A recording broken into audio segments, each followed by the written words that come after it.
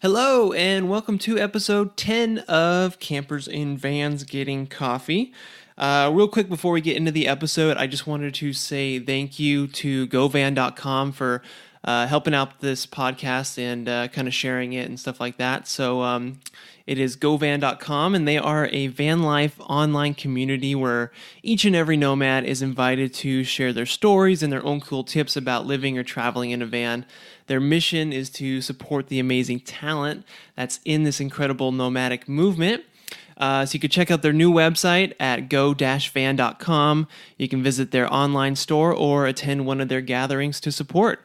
Live small and dream big. So thanks again to govan.com. So episode 10 with John and Jayme of Nomad Home. These guys are awesome. It was super fun to talk to them. They're very open and honest.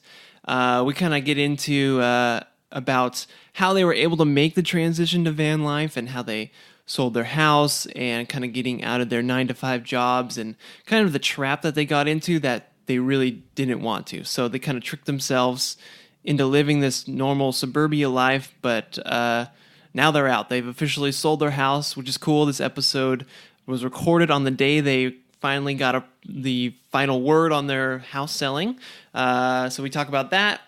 And then they also have this super cool resource on their website, which we'll talk about more in the episode, but just stay tuned for that. It's all about building, like help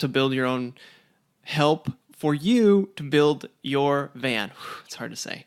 But it's great. Ton of resources and info on that that you can check out. So stay tuned in the episode for that. And then we just talk about a bunch of stuff like how they travel with their 3 dogs and how they manage that, how to get Wi-Fi almost anywhere, and how they use affiliate marketing to kind of generate an online income. So that's it. Let's get into the episode. I'm going to stop talking. Here is John and Jayme of Nomad Home. Hello, Jayme and John. Thanks for being on the show, guys. Hey, thanks for having us. Super stoked to have you guys on. So today's kind of a cool, special day to have you guys on the show because you guys are actually getting word of the finalization of your house selling, right? Yeah. Mm-hmm. Any moment. Any moment. Sweet. So I guess can you guys just start off by telling us a little bit about yourselves, maybe about why you're selling this house and kind of how you sort of tested out van life by, renting out your house and all that kind of stuff? Yeah. So we hit the road in our van right about a year ago. Before that, we were living in St. Louis, Missouri, and we had a 2,000 square foot, 3-bedroom, 2-bathroom house in the suburbs. Way too big for us. And we're working. We had the idea of like we're gonna fill this with kids while we hustle our 9-to-5, blah blah blah blah blah, mm-hmm. and everyone falls into. Yeah, and we sort of just realized after a while that we weren't happy where we were at. We didn't like our jobs. We wanted to go travel. I mean, we basically met traveling, so we wanted to continue doing that. So we decided to just sell everything we own, which we started doing right about 2 years ago. Mm-hmm. And the house, we put that up for rent. So we've had renters in there for the past year. Yeah, before we hit the road, so we went through the whole, like, what do we do with our stuff? So we finally decided to sell it. And then the house was, like, still really dear to us and still, like, a newer chapter of our life because when we started selling everything, we had the house for 3 years, I believe. So it was still like fresh and new. So we weren't really ready to give it up yet. And we wanted the option to have a home to go back to in case this van life thing terribly worked out for us. Or it didn't work out, I guess. So we decided, let's just rent it out. And when it's time to renew the lease, then we can decide, do we want to renew the lease? Do we want to sell the house or do we want to come back to St. Louis? And then... Yeah, basically as soon as we got on the road... It was like 2 weeks in, we were like, let's sell it. We realized that there's no going back. Wow, okay, that's cool. That's a good I don't know, just a good idea, a little like fallback plan there, where you guys were kind of able to try it out before super committing, but it sounds like you were pretty sure that you wanted to super commit, huh? Mm-hmm. Oh, most definitely.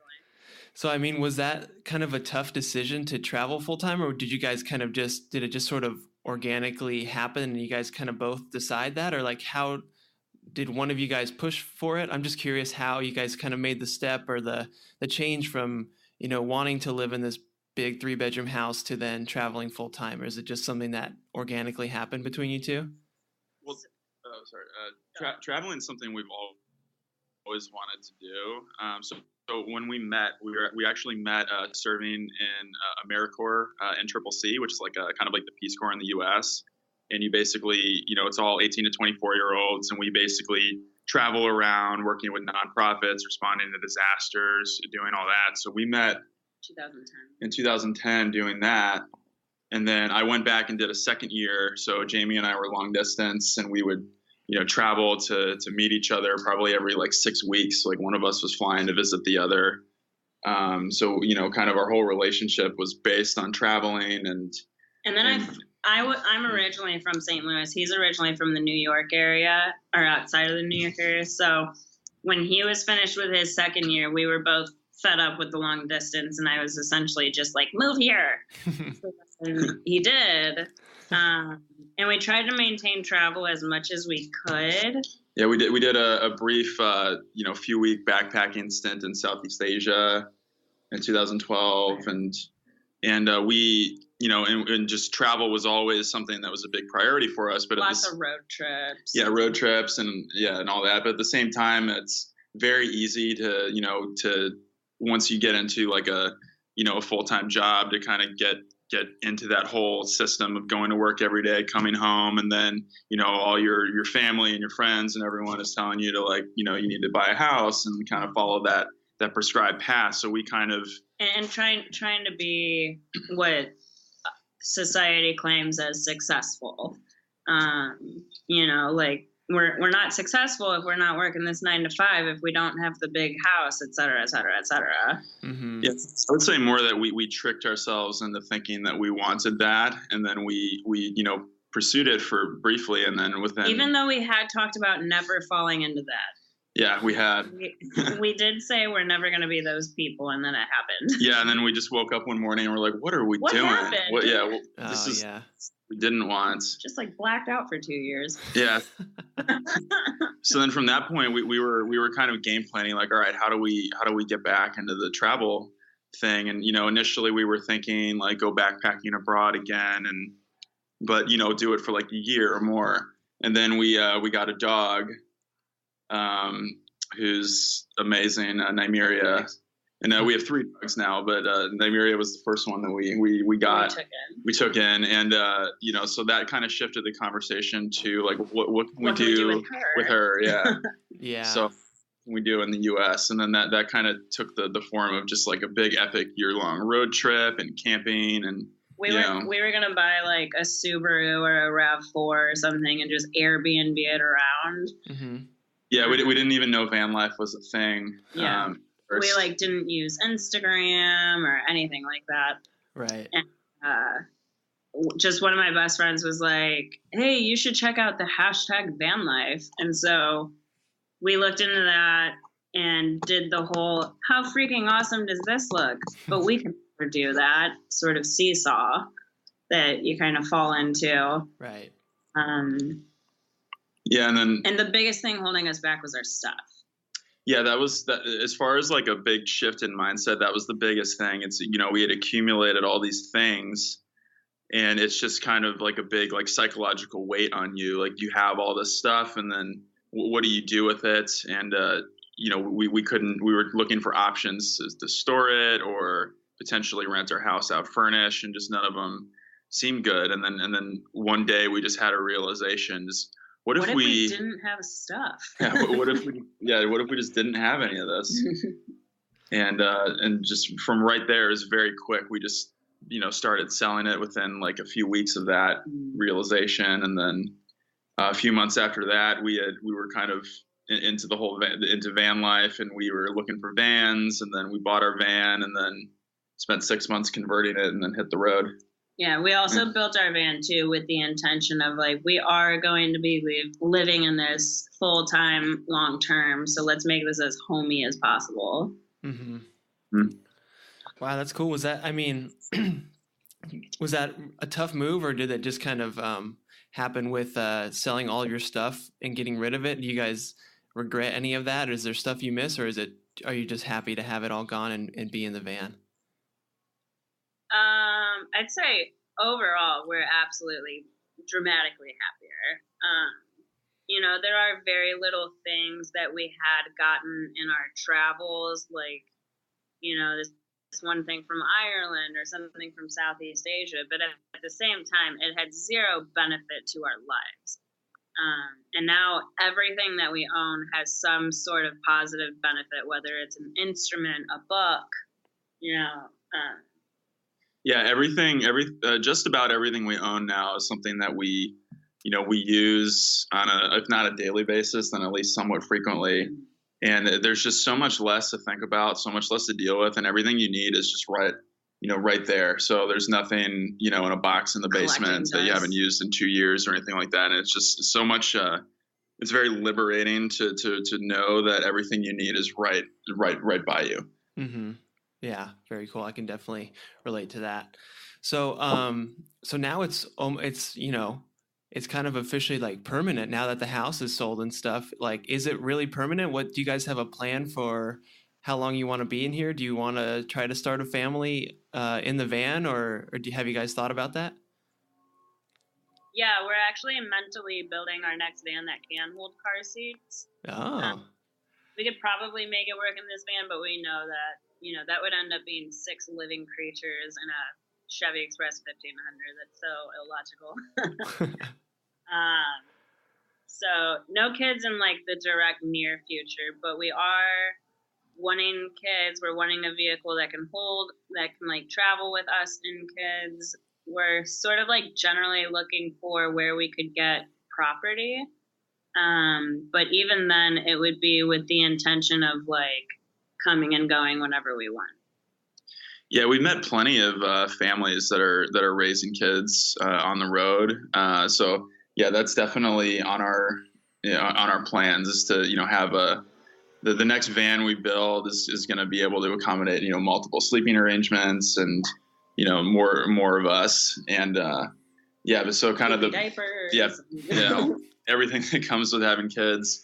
So our long-term plan is to at least maybe have a home base in like a year or two, find like a piece of property we can go back to, and but still stay on the road at least half the year or so. Right. Cool. That sounds good. I like the kind of the home base to kind of have an area to go to, but also basically living on the road too. And that's cool. Congrats. It's exciting with all this stuff and planning out your new build. That sounds fun. So you guys have 3 dogs now, is that right? Mm-hmm. Dang. So how is that living in this van with 3 dogs? Well, exciting. We just got the third 2 months ago? Yeah. So we're still feeling that out. But one of them is very small, so she doesn't take up a lot of space. Yeah. And then the other 2 are kind of medium sized, so that can get a little cramped. But we have a queen size bed in our van, which we're definitely happy we made that decision. So they all sleep on the bed with you? Mm-hmm. Yeah. Oh man, that sounds great. It's great when it's like 2 degrees outside. Oh yeah. I'd say it's more like we sleep on the bed with them. Yeah. That's nice of them to let you on the bed with them, Times. Wow, cool. So, I mean, do they? I have a dog too, so that's kind of why I'm curious. But do they just love living in the van and going to all these places? Are they cool with that, or is it tough to travel with them? And do you have to leave them in the van sometimes and stuff? Like, how's it? Is there issues with it? Well, first of all, they love it. Yeah, it's literally a comfort zone for them. Like if they're feeling stressed out, they run in the van. Mm-hmm. Yeah, and our Nymeria, the first dog we got, who's going to be 3 pretty soon. She just loves being outside and running through the woods and everything. So she just has a blast. And with living in the van, we can take her to the coolest places. We can let her run on national forest land, and she can go swimming. And she can really just, you know, let her dog out and just, you know. She's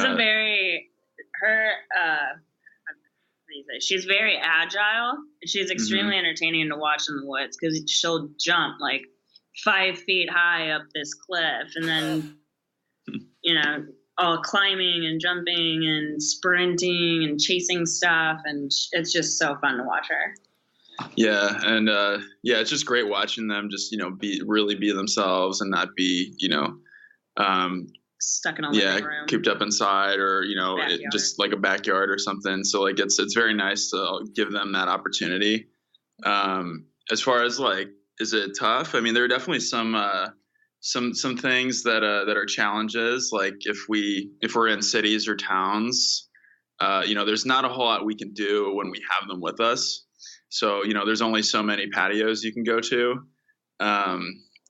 But, you know, if we really want to check out like a town or something, we'll put them up at like a dog sitter. So like rover.com is a really good place. It's basically like the Airbnb for dogs. So you know, you can put them up for just a day or for like a couple nights or something like that. So we'll do that occasionally. And just from day to day though, we have a big advantage in there being 2 of us. So, you know, typically one of us will stay behind in the van and the other person will run into like, you know, a store, grocery shopping or whatever we might need to do. And a lot of people leave their dogs in the vans, and if the weather's right, there's really nothing wrong with that. But us personally, we're just not comfortable with that. So, I mean, there have been times that we've left them in there if the weather is just perfect and we know they're dead tired kind of thing, but we honestly try to avoid it. Yeah, and never for very long. It's usually just like, hey, we need to run into the store real quick, and then we'll come back out. Right. Cool. Well, that's good to know. It's nice to know that you are able to work that out, and especially with it was called Rover. Was that the resource? Rover.com. Mm-hmm. Rover.com. Yeah, especially with that, I'm sure that definitely helps out for those days that you just need, or you want to do something where they just can't come, you know, so that's awesome. So can we talk about your van build and the whole process about that? Uh-huh.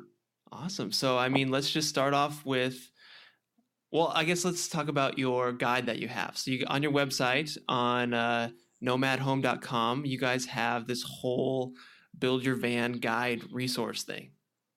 Yeah. It's huge. Like, it's awesome. And it's totally free. People don't even have to like enter their email address or anything. So I'll put a link to that in the show notes. So everyone should check it out. But it's awesome. I was looking at it. You guys have this, like, basically everything you would want to know. Like, the table of contents is choosing your van, like the different types of vans, planning your layout, and, you know, lighting options, all the, like, everything. It's just sweet. You guys did such a cool job on it. So thank you for that. But let's just talk about your van a bit and how you built it. So what type of van do you guys have? Did you buy? We have a 96 Chevy Express, and it's a high top conversion van. So when we bought it, it was originally a wheelchair lift van. And, we got it we had a very good deal on it. We got it for about $1,500. And it's only good. And it was in really good condition. Yeah, great shape. It was 100,000 miles. So, being a wheelchair lift van, it was fully decked out on the inside. So we had to rip the entire interior out and, build it up from scratch to meet our needs. I'm sorry. I'm just curious. Can you stand up in it? Is there enough headroom for that? I can. He can. Yeah, I can. I have to hunch a bit. I can almost stand up in like the cutout where our vent fan is, but that's really the only spot. Oh, okay. Is that an issue for you, or does it not really matter? It's not a huge issue. We have like plenty of seating. He wanted to get a cargo van, and I was like, trust me, you're gonna want to let a little bit of headroom. Mm-hmm. Yeah, I thought it wouldn't be a problem at all, and it's definitely I'm definitely glad we have the extra headroom of the high top. I definitely recommend it. But yeah, it's not a big issue. We tend to live outside the van as much as we can. So when we're inside, we're doing things where we'd be kind of sitting down anyway. But yeah, I mean, in our next van, I'm definitely going to be looking for something I can stand in. Yeah, right. So what are some of the ways that you can kind of plan out your layout? If you have your van and you're kind of thinking about what you should do in it, what are some tips that you guys have for a layout? So our number one bit of advice that we give people in figuring out how they want the inside of their van to be is to choose 3 things that are most important to you. For us, for example, our 3 things were a bunch of storage, a large bed, because there's a lot of us, and off-grid capabilities. So those were our 3 focuses of the van, and we kind of designed based off of that. And then for other people, it's going to vary, obviously, especially based off what you're into. But if you can narrow it down to 3 things, that'll help you figure out how you're wanting everything to flow. Yeah, and on our page, we talk a little bit about and show like diagrams of kind of different general layout concepts, and each one is different or is good for different things. So, the type of layout we went with is like the fixed bed platform in the rear, and our bed actually pulls out almost like a drawer, and that allows us to have tons of storage underneath the bed, whereas there could be other layouts that might give you a little more open space inside the van, but you're going to, give up some storage. So it really all depends on, your priorities and what exactly you need your van to do, and, what you're bringing with you. Mm-hmm. Yeah, you guys had a tough time making your bed, didn't you? It took you a few attempts to really make it slide in and slide out correctly. Mm-hmm. Yeah, it was a bit of trial and error. Spacing the slats out perfectly. They kept getting caught just a little bit here and there, and then we finally got it. Right. Had you guys had any kind of experience with, cabinetry or any of this stuff really, or did you just kind of learn as you went? I had some woodworking experience. So I just it's like a hobby on the side kind of thing. Yeah, just furniture building and just messing around. So we had kind of that kind of a basis, but the all the other stuff like the electrical. We had 0 electrical experience. Before the van, we had like plugged in a toaster before, and that was our electrical experience. Yeah, and that's definitely one of the parts of a van build that I think like confuses a lot of people and intimidates a lot of people is putting up electrical and wiring everything, and how much do you need setting up your solar. So that's something that we really took our time with, to figuring out and making sure we were doing things the right way. And we also noticed that that there wasn't a whole lot of like general informative content at the time out there when we were doing this. So that's one of the things we try to do with our blog is put all that info, the things that we wish we had known and things that we had to like really go hunting for, and like put it somewhere that's easy for people to find and so they can do it themselves. And also there is a lot of information out there on YouTube. And there are a lot of people that talk about their builds, but that's the thing, is that they talk about their builds. They don't talk about your potential build. Mm. And then the YouTube videos are really helpful as well. But we, we like sponge up knowledge from reading a lot. So, and that's what we saw lacking, was a diverse, universal place of information, just filled with all of your possibilities for your build and just written out. Here's the pros and cons of this. Here's the pros and cons of this. Don't even look at buying this. This is the one you want to buy, or whatever. Mm-hmm. Yeah, for me, just looking at this stuff, it can kind of be like information overload, because there's just so many resources when you get on the internet, and you just go down the internet black hole. So it is great that you guys kind of saw that too, and you just saw that you needed a resource, so you guys made it for other people, which is awesome. That's super cool. So what are some of the like maybe must-need tools or uncommon tools that you guys have found that really helped you out? As far as like actual tools to use in the build, or? Yeah. Well, I mean, you really can get by with like not a whole lot. I'd say our number one tool that we use is a jigsaw. is you can really do, just about any cut that you need with the jigsaw. So, cutting out the hole in your ceiling to put in your vent fan, jigsaw, making, round cuts for your walls or your ceiling or what have you. You can all do that with a jigsaw. So that's like the number one tool I would say that to get for a van build. And, you can get like a decent jigsaw for, $30 to $50, and that'll get you a really long way. We did have access to some tools that made things a lot easier, but jigsaw is definitely number one. I'm not sure if there's anything too odd that you need. I mean, really just like a jigsaw and a measuring tape. Yeah, jigsaw. a cordless drill. Your typical like hammer screwdrivers, and then like a good set of socket wrenches, and that you should be able to do most things with that. And then just like a standard like electrician's multi-tool, like one of those wiring crimper, wire cutter type tools. Right.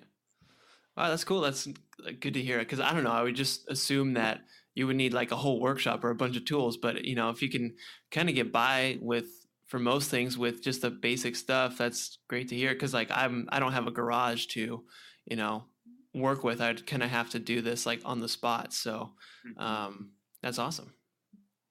Yeah, you definitely don't need a full shop. I mean, it helps. It's very nice to access to crazier tools, but yeah, you really don't need anything on basics. The crazier tool that we had was like a miter saw, and it was really fun. Yeah. A miter saw? Yeah, like one of those chop saws. Chop saw. Oh, okay, I see. So I had one of those for my furniture building days, and it's currently at my parents' house. That one. Yeah, yeah. One thing we didn't sell is all of our tools, the good tools, which are in my dad's garage. So, which. Yeah. Perfect. Yeah, I guess if you can get your hands on like a nice shop with tools and stuff, I'm sure it helps, but it's not necessary. Don't let that hold you back, right? Exactly. So what's something that you think every van should have in it or on it?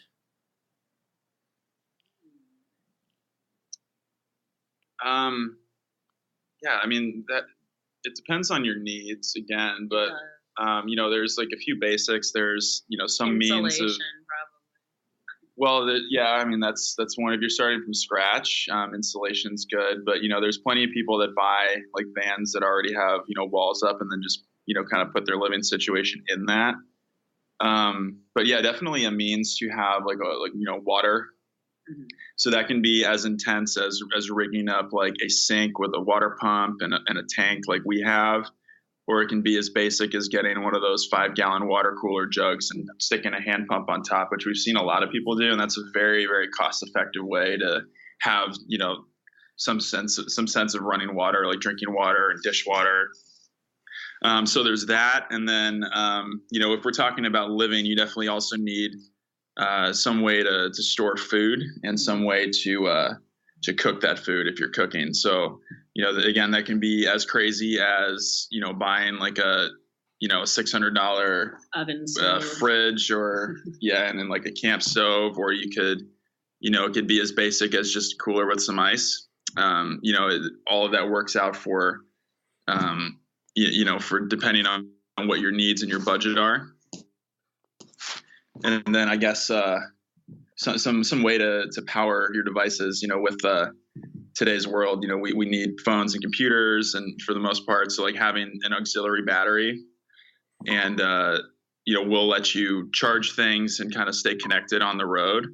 And if you're just starting out and you don't have a whole lot to spend, you definitely don't need to drop thousands of dollars on solar or anything crazy. You can just get like a golf cart battery, or just like a kind of, a basic AGM battery. And then you can, rig it up to your vehicle's alternator with like a battery isolator, so you can charge from the engine while you're driving. And that gets, a lot of people a long way, as long as you're not doing anything, crazy with electrical. So, you can really go as bare bones as you want.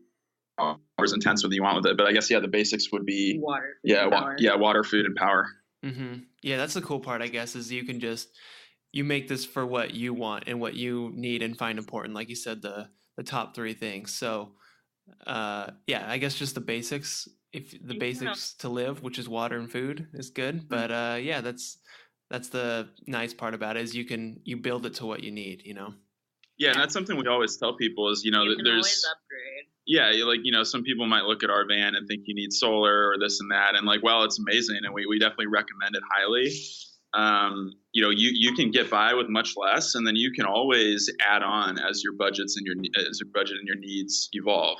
Mm-hmm. Yeah. You can build on the road. I mean, we've made upgrades to our van on the road, and if you're just starting out too, there's going to be a lot that you just don't know about what your needs are going to be on the road. So it's good to kind of start slow and then get kind of a better idea of what you're going to need and then build from there. Right. So what do you think has been the best purchase that you guys have made for something that's either like a component of your van or just maybe something that you guys have or use in your daily life? Like what's been the most beneficial kind of purchase that you've made, if there is one, I guess? Yeah, that's a good question. I mean, for me, I kind of the fridge. I don't know. For me personally, I feel like it's our cell phone booster, because all of our work, we are like digital nomads. That all of our work is online. So we got a Wilson Electronics WeBoost cell phone booster, and it honestly takes our phone from 1 bar to full bars. So we're able to work in more secluded areas and not like, just as long as we have a sliver of cell phone service, we can work now. Because we just hotspot our phones and work that way. Oh, okay. Yeah, it basically like takes spotty service and then amplifies it. And you can't really like stream Netflix, but you can jump around the web and research stuff for sure. Yeah, so for us, like needing to work online, it's allowed us to like stay at some like pretty cool camp spots that had very sparse service, which most of the coolest camp spots have very little cell service. And and still be able to get some work done without having to like run to town and sit in a Walmart parking lot or something like that. Mm-hmm. So that's definitely like a cool little upgrade. That's awesome. So what was the name of that again? It's called it's a WeBoost cell phone booster. Okay, and so basically it just is kind of takes the signal from or it's just like a stronger antenna that then your cell phone can pick up on. Yeah. We have an antenna mounted on top of our van, and it basically is connected to this little unit that takes the signal and then just like amplifies it and then rebroadcasts it back inside the van. So then we can just put our phones there, and then it'll, pick up the stronger signal, and then we just like run a hotspot off of our phones. Okay, sweet. That's a good idea. That's cool. I like that little stuff because that's definitely something a lot of people struggle with is internet access and Wi-Fi and stuff. But then we're trying to figure out like where to camp as far as boondocking, we'll take our Verizon coverage map and then freecampsites.net and basically overlap the maps and see what off-grid spots have a tiny bit of service. And actually, better than the coverage maps, there's an app called Open Signal that shows you exactly where there is cell service. So it'll show like little pockets of service, and it's kind of crazy how like all the cell service is really concentrated around like population centers and interstates. And if you get too far outside those, it's tough to find. But we usually like overlay that with wherever we're thinking of camping that night or in the future, and then kind of see like, all right, do we need to work? Do we need cell phone service? Okay, let's look at Open Signal and then see what kind of service is nearby or in that area, and then we'll kind of narrow down from there. Cool, that makes sense. So when you guys, sorry, I'm having trouble phrasing this, but you guys get the cell service, do you convert it into a Wi-Fi signal, or do you guys basically just work from your cell phones off that cell service or something? So yeah, basically what we do is we'll hotspot our phone and we'll leave our phone in the van next to the cell phone booster just because that makes it a little bit stronger. But once we do that, we can grab our laptops and our camping chairs and go within a small radius around the van. and just work from our laptops. Okay, perfect. I see. So what do you guys do? Like, how do you guys make a living, if you don't mind sharing? So basically we build like blogs and websites. So, our blog Gnomad Home is definitely an example, where we put out like, helpful content, and then like the websites are basically, monetized with, like affiliate links or what have you. So like, on Nomad Home, for example, like on our build your own rig page, we talk about, things we actually use, and, things that we think is helpful. And, usually if somebody clicks our link and goes out to Amazon or whatever, we, get like a small percentage of that sale. If they buy something. So Mm-hmm. it's thing they buy in 24 hours, we get a small cut of, and it doesn't have to be what they clicked on. They don't have to buy anything that we talked about. We just have to get them to Amazon. Yeah. So, our blog's not the, we have a couple other sites too. So we run, basically, kind of manage blogs and websites, which is something that I've been, kind of working on for a few years. Because as soon as I, walked into my office job, I knew that I wanted to find a way out of it. So, kind of get, learning how to build websites and, make them useful to people, and then rank them in Google search and all that has been something that we've been, kind of working towards for a while. Okay, so that's cool. Yeah. So you've literally built these sites on your own with just kind of informational stuff, and then are affiliate links mainly how you guys get revenue off these sites? Mainly at this point, yeah. Okay. One of our other sites, we have ad revenue, but mainly it's affiliate. Yeah. So how? I don't know. I guess like how did you kind of learn how to do that, or what are some of your other sites, if you don't mind sharing? Well, our other sites are kind of like unrelated. So we don't. Yeah, really we prefer not to. Oh, okay. No worries. So how did you? So you just kind of learned how to build websites and set these up, and then you try to get traffic to them and more people and help more people, and then the more people you help, the more people click on your links, and the more you get paid, right? Yeah, pretty much. And it doesn't cost the viewers anything. Yeah, so this is something that we've been like researching and looking at for a few years, and we started kind of doing this with an eye towards turning it into a business. Just about 2 years ago is when kind of I started like our first site, and our Nomad Home, which is like kind of our van blog, obviously is started out really as just like our passion project. We didn't think it was, and it still is for fun for us. Like we love doing it. We love, this lifestyle and helping other people, do this and, work towards what they really want to do. We didn't think that, it would, we didn't think it would make us a single dime. Take off like it has in terms of like people reading it and, finding it helpful and everything like that. So we're kind of, stoked about how it's gone, and we want to keep making it as helpful to others as possible.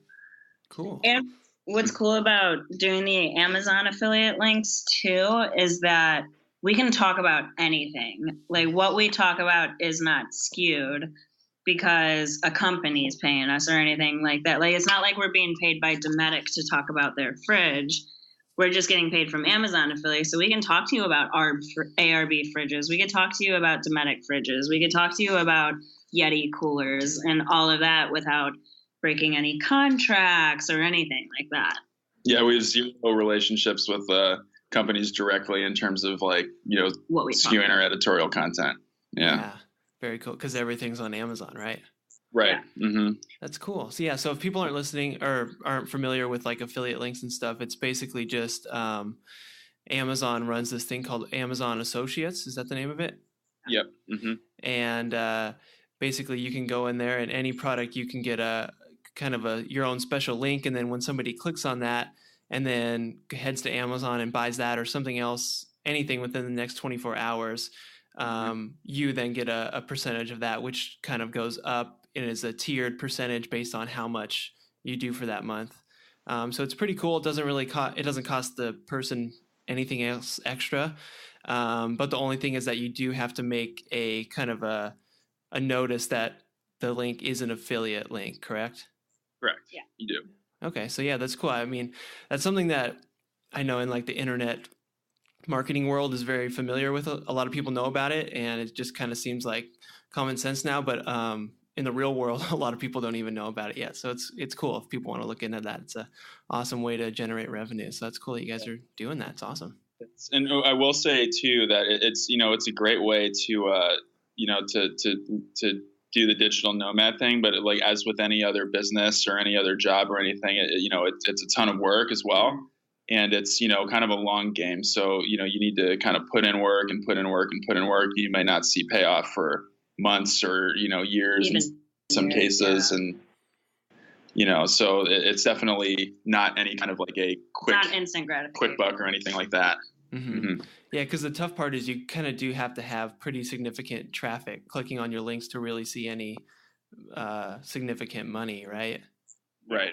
Mm-hmm. Yeah. So do you have any, I don't know, tips or ideas on how to generate revenue, or not revenue, but traffic to your websites? Be genuine. A lot of people are really attracted to honesty and genuineness. Okay, so go ahead. Yeah, definitely, like having good content that people connect with is definitely the number one for anything, like so that's kind of the number one thing. And then, beyond that, from what we've seen in like the van space, at least, a lot of people are very social media focused. And, social media is definitely a good traffic source, but, it's not quite as good of a long-term source as Google.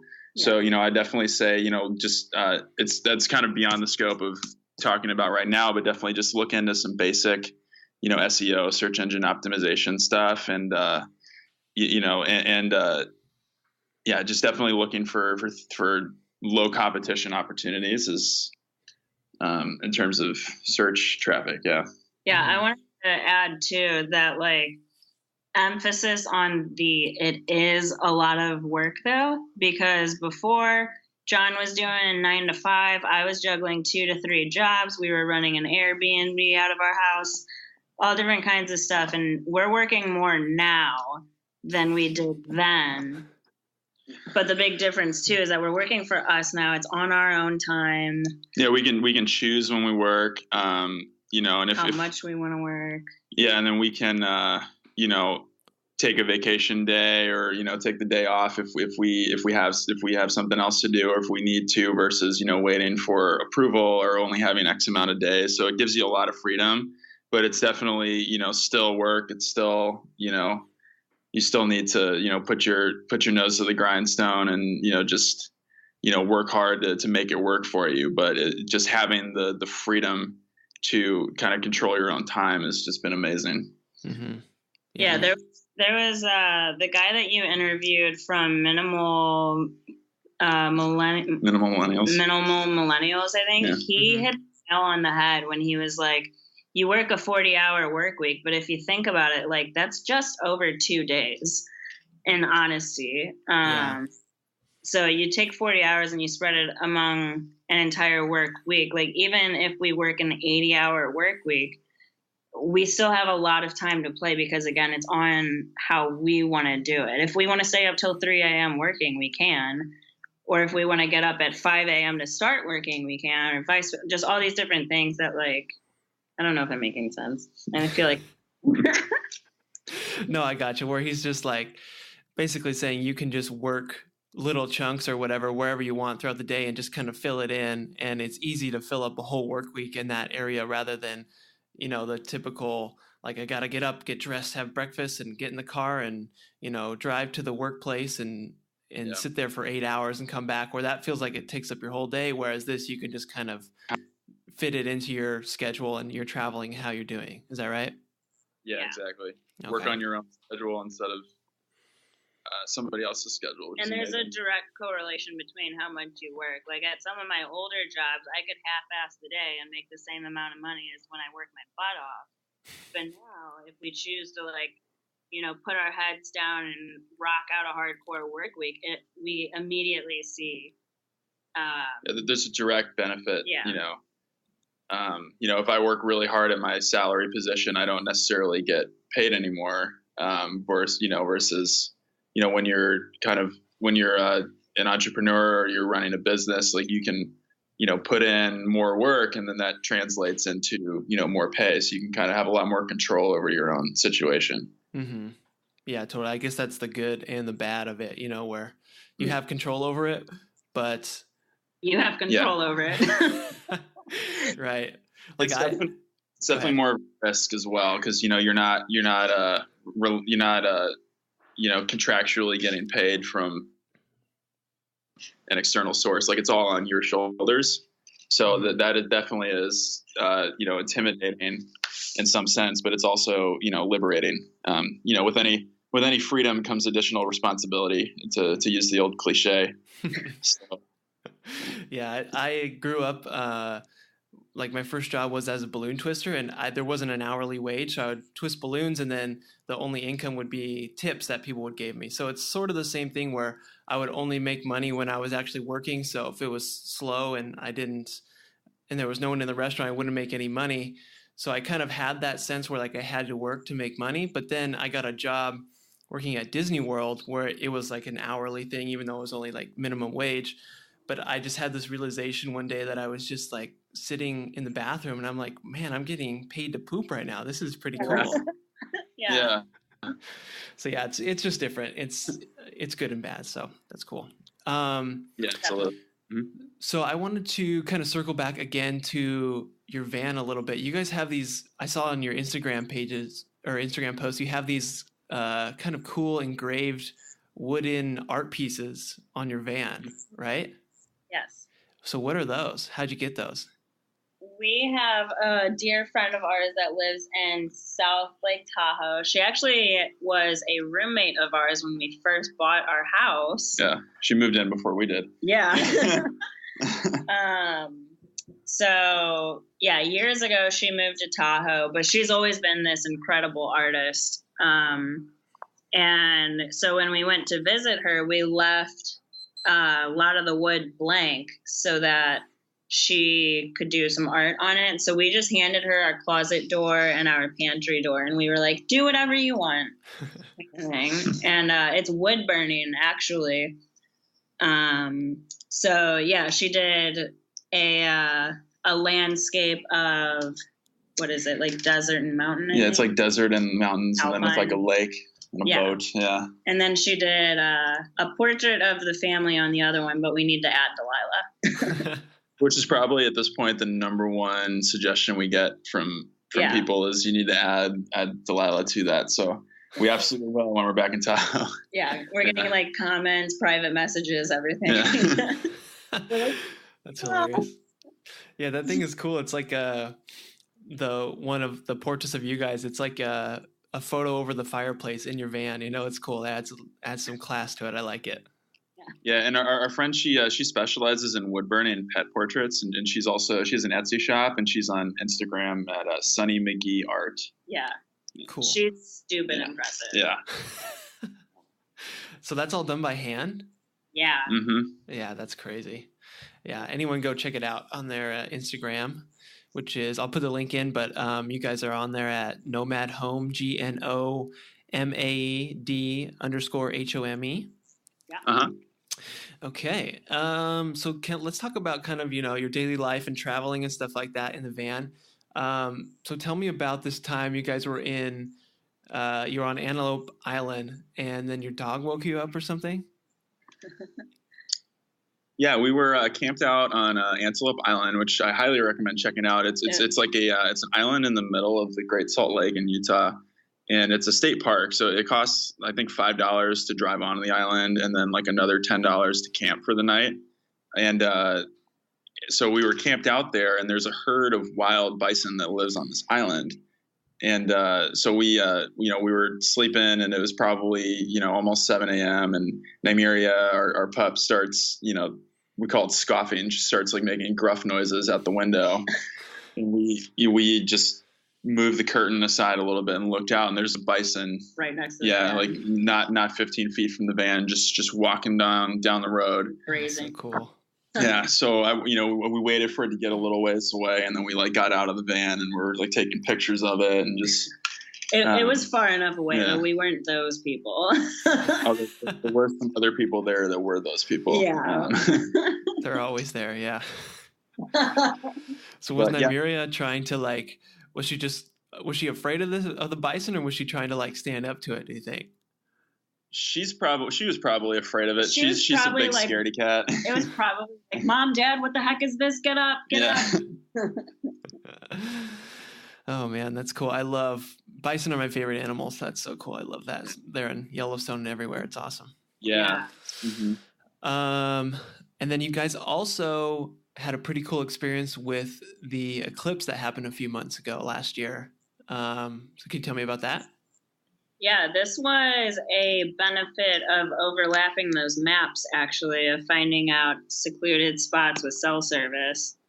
But we ended up having a camp spot on... It was a lake. It was in Montana, sort of in between Missoula and Glacier National Park. We found this Forest Service camp spot, like a free campsite.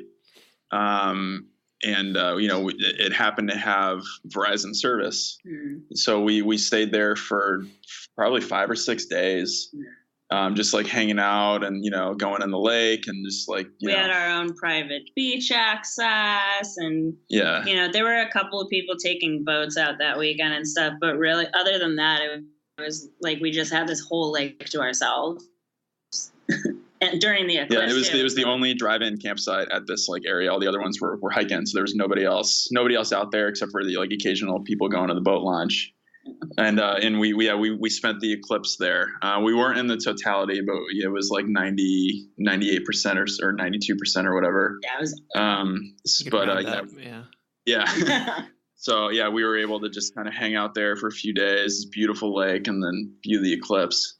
Yeah, especially too, because we were talking about going to like Portland or Boise or something like that to be in the totality or somewhere in the totality. But we had so many friends of ours being like, everywhere is saturated with people. It's so crowded, blah, blah, blah, blah, blah. And we're not really crowds people to begin with. Yeah, we thought it would just be kind of crazy. And then also we were heading north to Glacier, trying to go south and then double back. We decided it wasn't worth it. So we just stayed at this awesome campsite that we found. All to ourselves. Yeah. Yeah, so cool. I love those like little like experiences like that you don't really plan, but they just happen. It's so cool when that stuff happens on the road, and it just is inevitably going to happen when you're traveling full time like that. But stuff isn't always great on the road, like your Mosquito Massacre of 2017, right? Yeah. Yeah, that was up in Upper Peninsula, Michigan. We went up there, and I mean, it's a beautiful area. Upper Peninsula. We joke it's America's best kept secret. But we were up there, and we found this one campground. When was it? Like June? Yeah, June, I think. So this one campground, secluded, middle of the woods, no one there. We hopped out of the van, and I am afraid of bugs, and I'm working on it dramatically, and I'm getting better at dramatically. That being said, when I freak out about bugs, John takes it with a grain of salt because he's like, you're a scaredy cat. So I was like, I think this place is like swarmed with mosquitoes. And he was all, oh, you'll be fine. Don't worry about it. And then I looked down at my arm, and I had approximately 20 mosquitoes just on one of my arms. And I was like, we need to get in the van. Oh my gosh. it's like you step out of the van and you're in the middle of this forest, and then they just start swarming on you. It was insane. I've never seen anything like it. Nymeria had visual mosquito bites. Like I've never seen a dog actually have bumps from a mosquito, and she was just covered. She was covered in mosquitoes. Gosh. So we threw everyone back in the van, and we just like hightailed it out of there and like went down to like by the lake where there were much fewer of them. But we spent all night, like all evening, killing mosquitoes. Well over 100 of them in the van. Oh my gosh. Terrifying. Yeah, that just sounds horrible. Whew, man. So you guys don't have a bathroom in your van, do you? We do not. Okay, so it's pretty easy to just find bathrooms, in the United States. Yeah, it's funny because that's like from non-van lifers, that's probably the number one question we get is, where you go to the bathroom. Mm-hmm. And it's probably like the biggest non-issue that we've had in terms of living on the road. Like there's bathrooms everywhere. They're easy to find, especially if you're just kind of, planning out ahead of time. And then, a lot of the times we're off in the woods anyway. So, we can either there's like, pit toilets or we'll, go off in the woods with our shovel or something like that. So, yeah, it really hasn't been an issue. And we just felt like the space that we would be giving up by having a bathroom situation in the van wasn't worth it for us. I mean, other people have different priorities, but that was for us too. We're really into instruments, so we travel around with guitar, banjo, mandolin, ukulele, and a couple percussion options. So for us, adding a toilet meant not bringing one or two instruments. So that's where we we're like, okay, well, we'll just poop behind a tree while we're playing the ukulele. That's good. Just turn it into a positive, fun experience, I think that's a new bucket list item. Oh man, that's great. Yeah, you guys talk about on your on the van build guide, you guys talk about just having a poop shovel, that's all you need. Mm-hmm. Yep, it works. Where do you guys keep the poop shovel when it's not being used? We have it up on one of our shelves next to the first aid kit. Oh, okay. On display for everyone. Yeah. Uh-huh. Next to our truck. We're very open about it. Yeah. Yeah. It's labeled poop on there. Yeah. Oh, that's great. Do you guys think you're going to integrate a bathroom in the new van if it's bigger or anything, or is it really not an issue at all? I don't know if we've decided yet. Yeah, we haven't really talked about it. We still don't feel like it's that big of a need. Mm-hmm. Especially like if this next van is to accommodate kids, but at the same time they're in diapers for the first couple of years, or however that works. I don't know how kids work. We'll find out, I guess. Yeah, we'll find out. We'll build your own kid. Right. Dang. Well, Jayme and John, I super appreciate you guys being on and sharing all your info. It's super fun to talk to you guys. Real quick, let's go over again where people can connect with you guys and find you guys online and everything. Mm-hmm. Yeah, so you can find us on our website, which is nomadhome.com, and it's spelled with a G, like a lawn gnome. So GNOMADHOME.com. We're on Instagram at nomad_home, nomad with a G. And then we're also on Facebook at Nomad Home. Perfect. Cool. And I'll throw all those links in the description as well so people can just click on it. But yeah, that was great. It was super fun talking to you guys. You guys just seem like you're just living the life and having a great time. And with your 3 dogs, it's so fun. So thanks again for being on the show and, sharing all your info. Super appreciate it.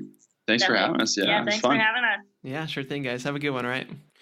Okay, so real quick, Jayme and John wanted to share something else about a meetup that's happening. So go ahead, guys. Yeah, so in a few weeks here, May 18th to the 20th, we're hosting a Vanlife gathering with Vanlife Diaries. It is the first ever Midwest gathering. It's going to be in Missouri.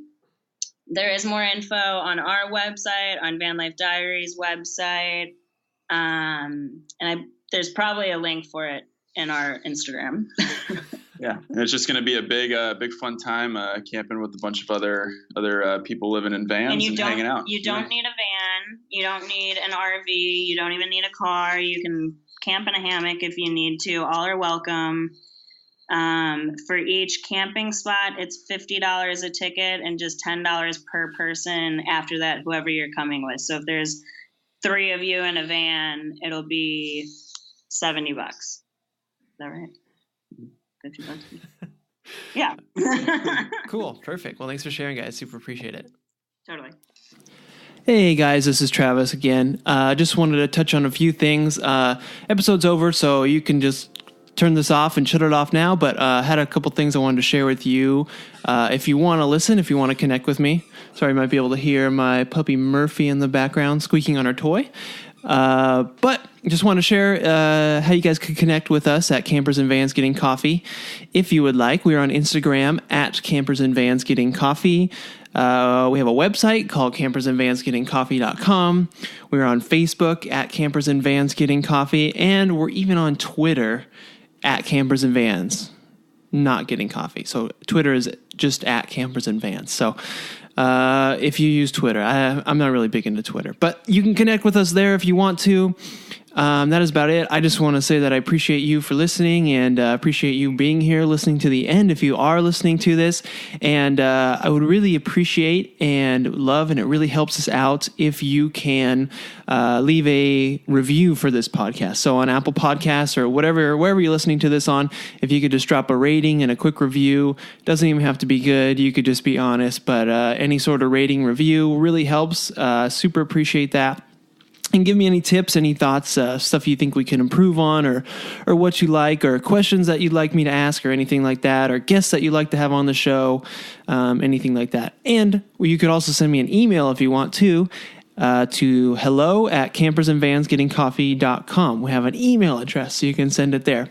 So thanks again. Thank you for being here and being a part of this. Super appreciate you. And that's it. Have a good one. Bye.